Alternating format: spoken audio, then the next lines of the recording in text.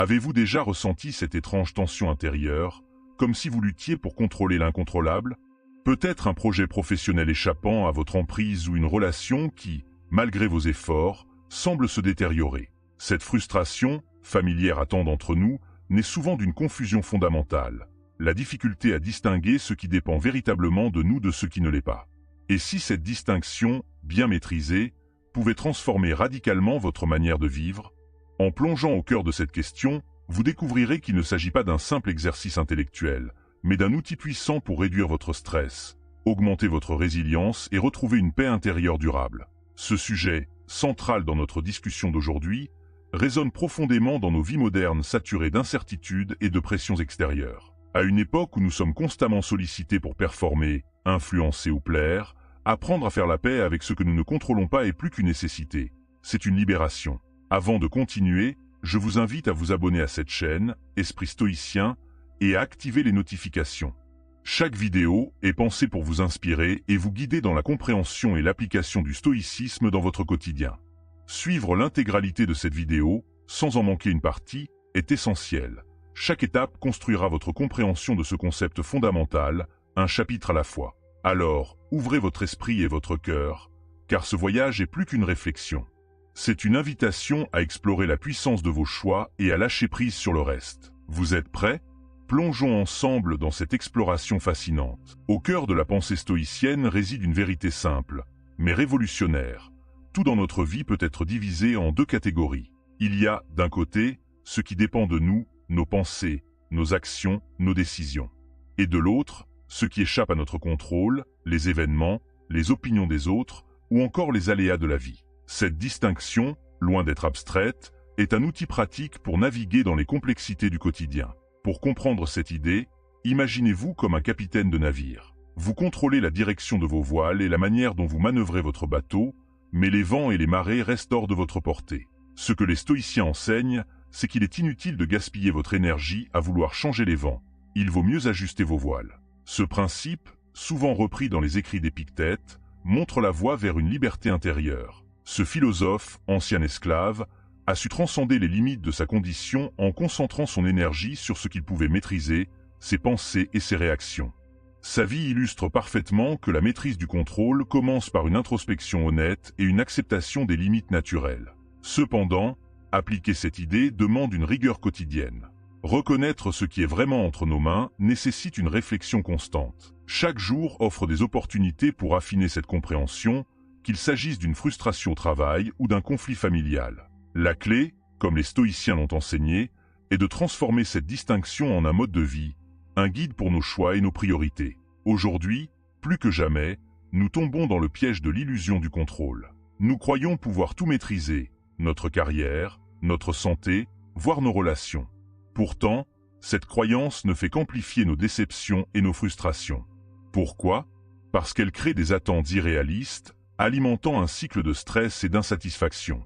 Pensez à une situation où vous avez tout fait pour plaire à quelqu'un, que ce soit un collègue ou un proche, sans obtenir le résultat espéré. Ce sentiment d'échec découle d'une confusion, vous avez tenté de contrôler ce qui ne relevait pas de vous. Les stoïciens, eux, nous rappellent que nos efforts ne garantissent jamais un résultat, car d'autres facteurs, souvent imprévisibles, entrent en jeu. Pour illustrer cette idée, imaginez la météo. Vous pouvez planifier un pique-nique parfait, mais une averse soudaine peut ruiner vos préparatifs. Vous pourriez choisir de vous énerver, mais cela ne changera rien à la pluie. La seule chose sur laquelle vous avez réellement un pouvoir, c'est votre réaction. Acceptez la situation et ajustez vos plans. Cette métaphore résume bien notre lutte quotidienne contre l'incontrôlable.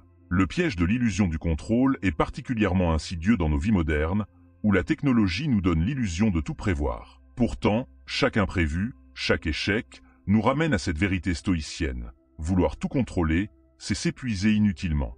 La sagesse réside dans l'abandon de cette illusion et l'acceptation de ce qui est. Une fois que l'on accepte que certaines choses échappent à notre emprise, une nouvelle question se pose, où concentrer notre énergie? La réponse stoïcienne est limpide, sur ce qui dépend véritablement de nous. Mais en pratique, cela demande un effort conscient et une discipline constante. Pour mieux intégrer cette approche, commencez par un exercice simple, à la fin de chaque journée, prenez quelques minutes pour réfléchir aux événements qui se sont produits.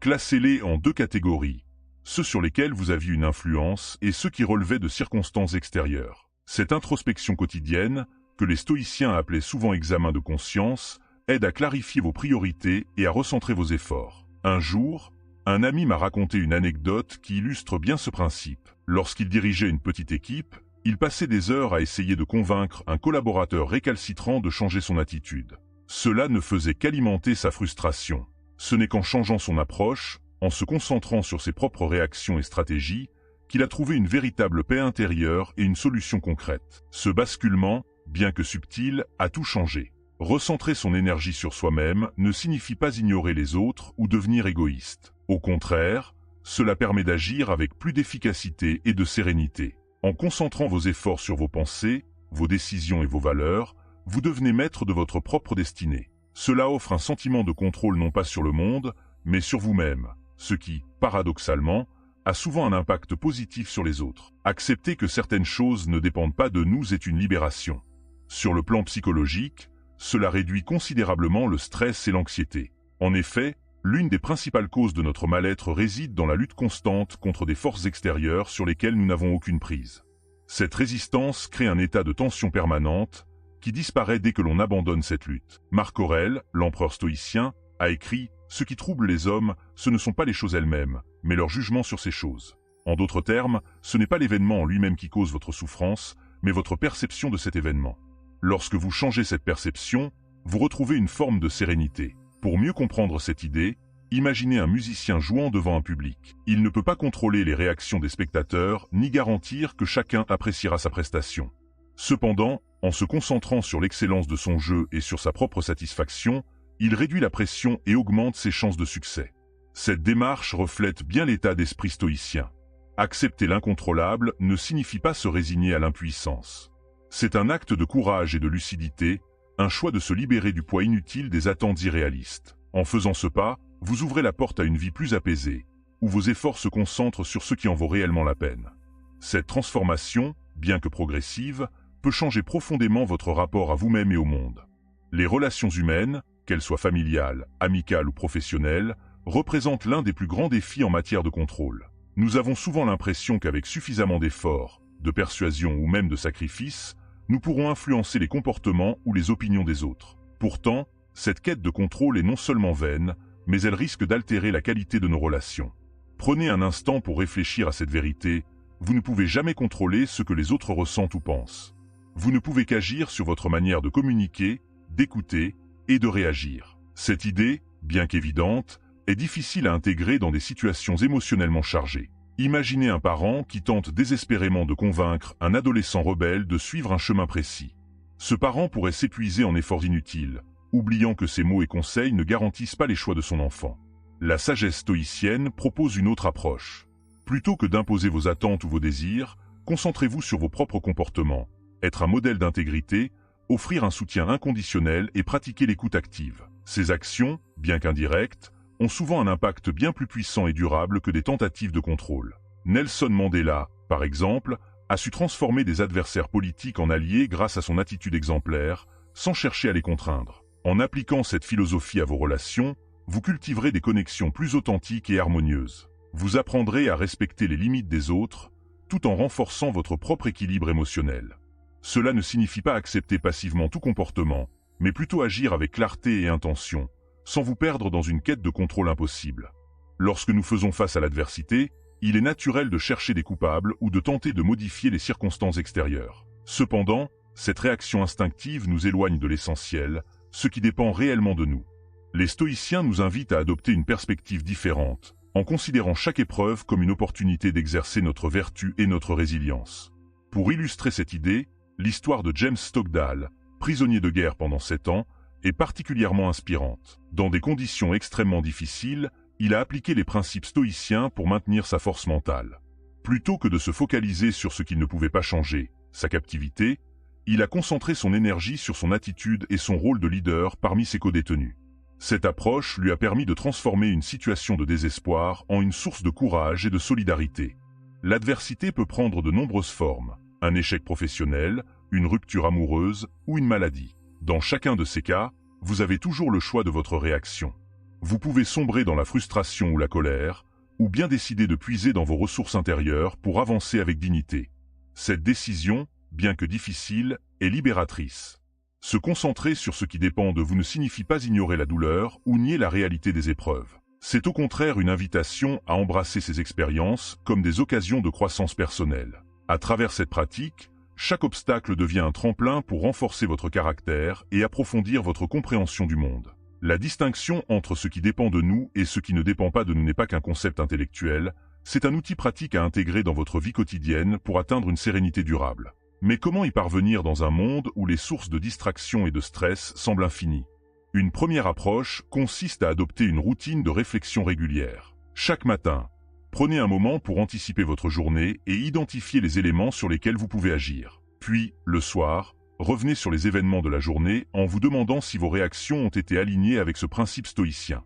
Cette habitude, semblable à un exercice mental, vous aide à développer une meilleure conscience de vos priorités. Pensez également à cette métaphore, un capitaine d'avion peut planifier son vol avec minutie, mais il ne contrôle ni les turbulences ni les conditions météorologiques. Pourtant, en restant concentré sur ses instruments et ses décisions, il guide son appareil avec calme et précision. Cette image reflète parfaitement l'état d'esprit stoïcien. La sérénité réside dans la maîtrise de soi, même au cœur des tempêtes. En intégrant ces pratiques, vous constaterez une transformation progressive. Les irritations du quotidien, qu'il s'agisse d'un embouteillage ou d'une critique injuste, perdront leur pouvoir sur vous. Vous serez plus à même de répondre avec calme et discernement, cultivant ainsi un sentiment de paix intérieure. Cette sérénité, loin d'être passive, vous permettra d'agir avec plus de clarté et d'efficacité face aux défis de la vie moderne. Au-delà de la sérénité qu'elle apporte, la distinction entre le contrôlable et l'incontrôlable joue un rôle central dans la quête de vertu, pilier du stoïcisme. Car, selon cette philosophie, la véritable liberté repose sur la maîtrise de soi et non sur la domination du monde extérieur. Cette idée s'illustre dans les écrits d'Épictète, qui rappelait que nos pensées et nos actions sont les seuls terrains où nous pouvons exercer une réelle souveraineté. En concentrant votre attention sur ce qui dépend de vous, vous vous rapprochez d'une vie vertueuse, fondée sur des valeurs solides comme l'honnêteté, le courage et la justice. Ce chemin, bien qu'exigeant, est profondément épanouissant. Prenons l'image d'un jardinier, il ne contrôle pas la météo, mais il peut choisir les graines qu'il plante, la manière dont il entretient son sol et le soin qu'il apporte à ses cultures. De la même manière, vous êtes responsable des graines que vous semez dans votre esprit, vos pensées, vos choix et vos actions.